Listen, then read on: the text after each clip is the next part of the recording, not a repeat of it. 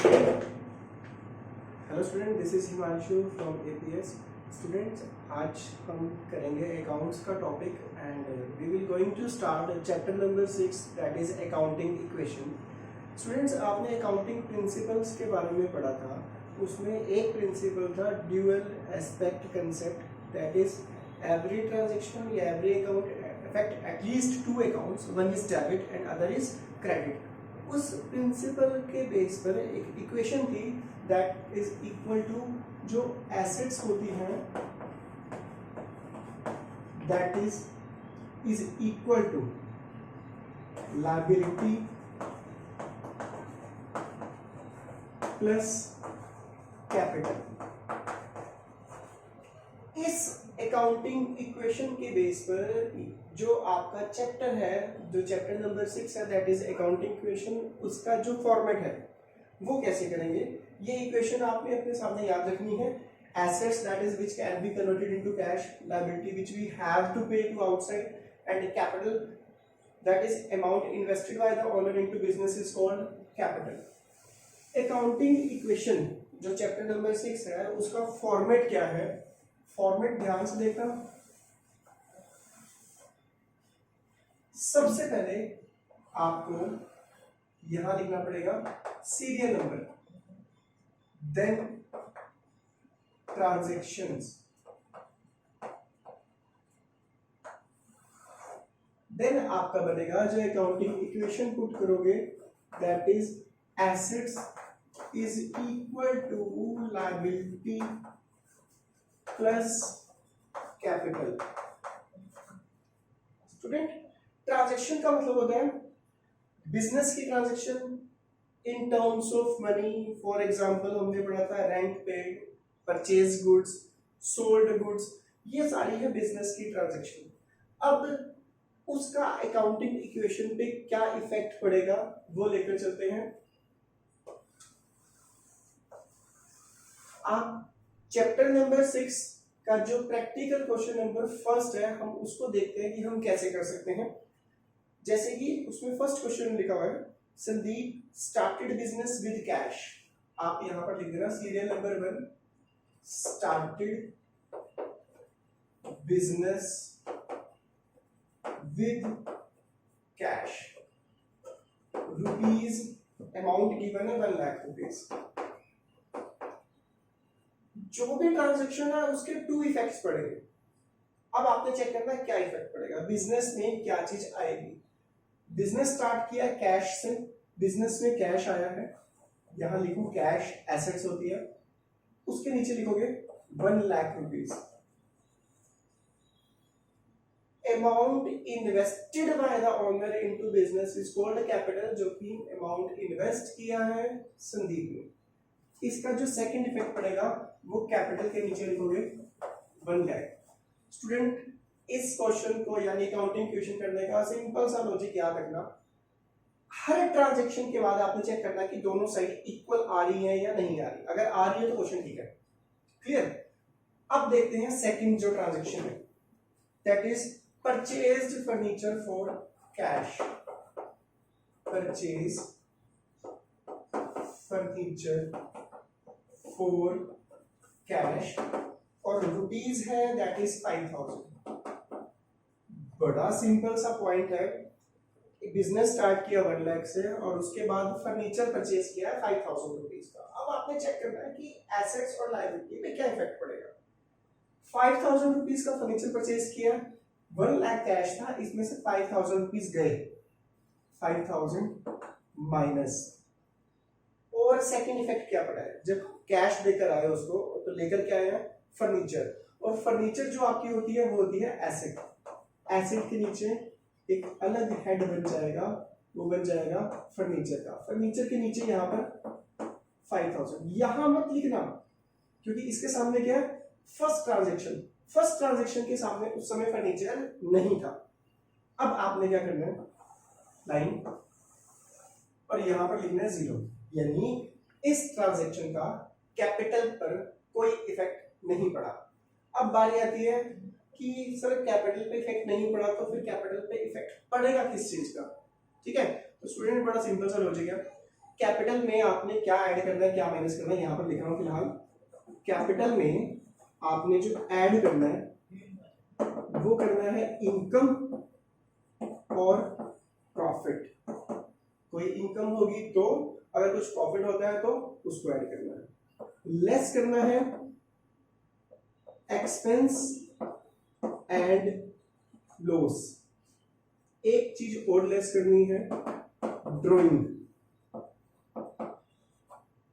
Drawing is that amount which owner is withdraw out from business for personal use is called drawing।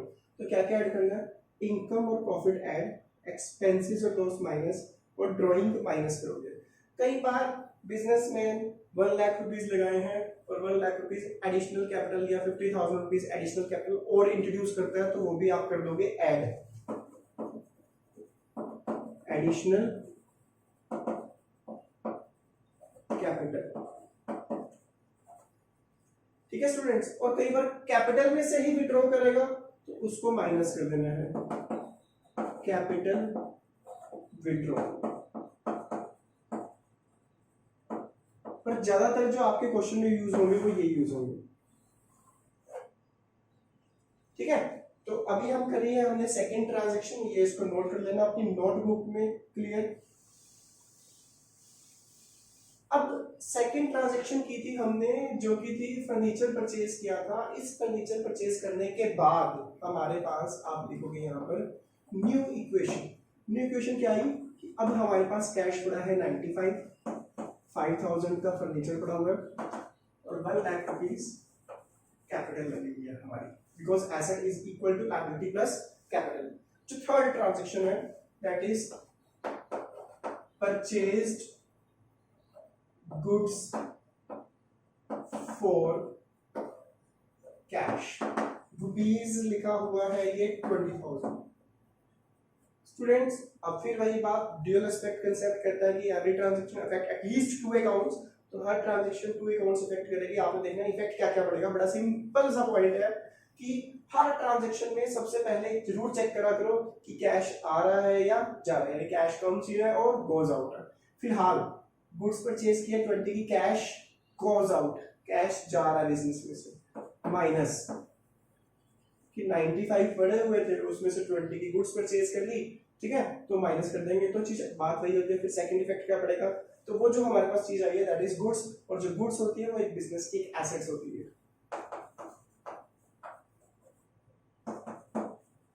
20,000 rupees furniture as it is पड़ा है 5,000 का। इस transaction का furniture के ऊपर कोई इफेक्ट नहीं पड़ेगा, कैपिटल पर भी कोई इफेक्ट नहीं पड़ेगा, और इस तरह, ठीक है। तो गुड्स परचेज करी है, एक चीज आ रही है और सेकंड चीज goes out, then again new equation, 75,000 cash पड़ा है, 5,000 का फर्नीचर, 20,000 की goods and capital again 1 lakh rupees. ठीक है, टोटल देख लेना, यहाँ पर 1 लाख, उधर 1 लाख मिल रहा है। नेक्स्ट जो ट्रांजेक्शन है फोर्थ इज, इसमें भी गुड्स परचेज किए, purchase goods on credit rupees 26,000। Students बड़े ध्यान से देखना, इसमें कैश परचेज की थी, इसमें क्रेडिट वर्ड लिखा हुआ है। क्रेडिट मींस उधार। कैश एज इट इज 75 पड़ा है, हमने कैश का यूज नहीं किया। गुड्स बिजनेस में आई है 36,000, 20 की पहले से पड़ी थी, 36 की हमने और परचेज करी। अब सेकंड जो इफेक्ट पड़ा है, जिससे गुड्स हमने परचेज किया उसको पेमेंट करनी है, और जिसको पेमेंट करनी होती है वो हमारे लिए होते हैं क्रेडिटर्स। तो ध्यान रखना, क्रेडिट परचेज पर क्रेडिटर्स राइज होंगे, एंड क्रेडिटर्स हमारी होती है लायबिलिटी। लायबिलिटी के नीचे लिखोगे क्रेडिटर्स, और वो लिखोगे 36,000। देन यहाँ पर अगेन 0 0, कैपिटल पे भी कोई इफेक्ट नहीं पड़ा। Then again new equation, 75,000 cash पड़ा है, 5,000 की गुड्स, 56,000 की, सॉरी 5,000 का फर्नीचर, 56,000 की गुड्स, 36,000 हमने मार्केट में देने हैं, और 1 लाख रुपीज की कैपिटल। टोटल करके देखते हैं वेरीफाई करने के लिए। 75 plus 50 80 plus 56 136, then 36 plus 1 lakh 1,36,000। Next जो स्टेटमेंट है फिफ्थ, पेड फॉर रेंट, और जो अमाउंट गिवन है वो है 700। पेड कोई आम का पेड़ नहीं है, ये पेड़ है कैश वाला। क्लियर? तो कैश वाला पेड़, ट्री नहीं, कैश वाला, दैट्स मीन सिंपल कैश पे कर। 700 कैश लिया, रेंट पे किया, चाहे मैं हूं चाहे कोई भी बिजनेसमैन है, अगर वो रेंट पे कर रहा है तो वो उस बिजनेस का एक्सपेंस काउंट होता है। और हमने पढ़ा था एक्सपेंसेस एंड लॉसेस को हमने डिडक्ट करना है कैपिटल में से, तो माइनस करो 700 कैपिटल में से। फर्नीचर पर कोई इफेक्ट नहीं पड़ेगा, गुड्स पर कोई इफेक्ट नहीं पड़ेगा, लायबिलिटी के ऊपर कोई इफेक्ट नहीं पड़ेगा। देन न्यू इक्वेशन, 75,000 में से 700 माइनस करोगे, 73 4,300 5,000 56,000 36,000 मार्केट में देने हैं, 99,300 की कैपिटल। जो सिक्स्थ पॉइंट है that is goods costing, cost है उसकी 40,000, sold at a profit of 20% for cash. Simple सा रूल है अकाउंट्स का, जो भी लिखा हो लाइन को आपने अंडरस्टैंड करना है। बड़ी नॉर्मल लैंग्वेज है जो कि नॉर्मल लाइफ में अप्लाई होती है।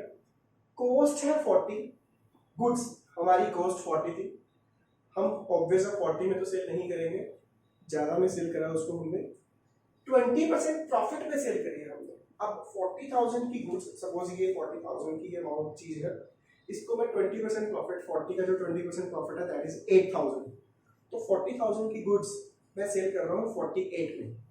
ठीक है, अब मुझे देखना इफेक्ट क्या क्या पड़ेगा। गुड्स मेरे पास पड़ी हुई थी, गुड्स का कॉलम ये रहा, वो पड़ी हुई है 56 की, ये मेरी कॉस्ट है 56, जिसमें से कॉस्ट मेरी कितनी थी 40 वाली गुड्स चली गई। तो याद रखना जब गुड्स सेल करोगे तो जो माइनस करनी है वो कॉस्ट माइनस करनी है। क्लियर?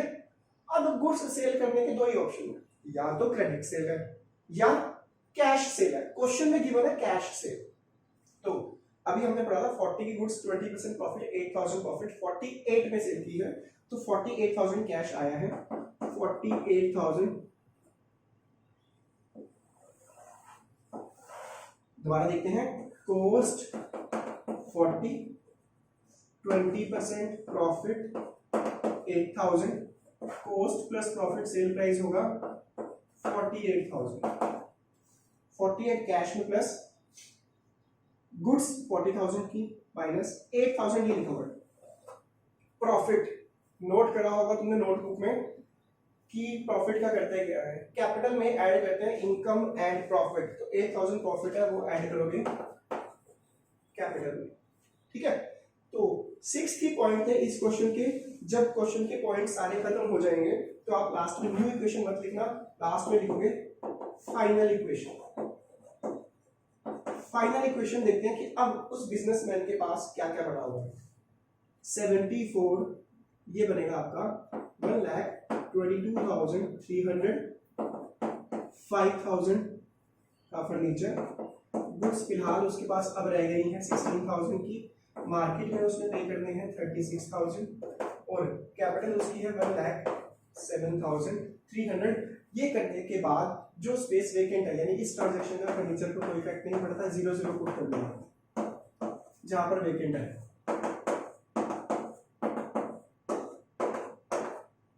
ठीक है, अब यहां पर इस ट्रांजैक्शन पे इफेक्ट पड़ा था तो यहां पर आपने लिखा होगा। ये था आपका अकाउंटिंग इक्वेशन का। I hope so it should be clear, and अगर आपको कोई भी डाउट हो तो तुम मुझसे पूछ सकते हो। इसी बेस पर आप क्वेश्चन नंबर फर्स्ट ये ट्राई करोगे दोबारा से, सेकंड क्वेश्चन आपने ट्राई करना है, सेकंड का ए और बी पार्ट है। इसमें जो नई एंट्रीज आएगी वो हम नेक्स्ट लेक्चर में डिस्कस करेंगे। Thank you.